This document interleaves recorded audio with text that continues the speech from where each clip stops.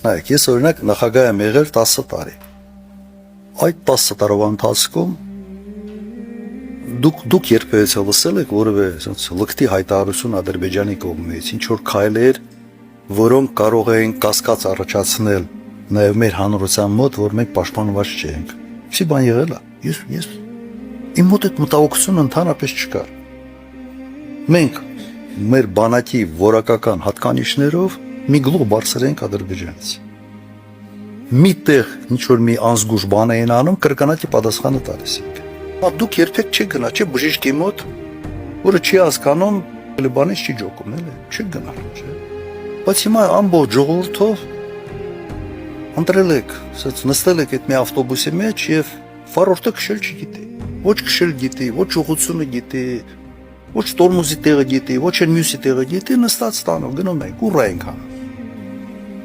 Բայց երբ որ ղեկավարը պրագմատիզմի դաշտից դուրս է գալիս եւ ռոմանտիկա դառնում, այդ ռոմանտիկ ժողովրդի գլխին փորձ անկապել։ Որ մարդ իր տեղը չի հայտնվում, մարդը փորձ անկապել։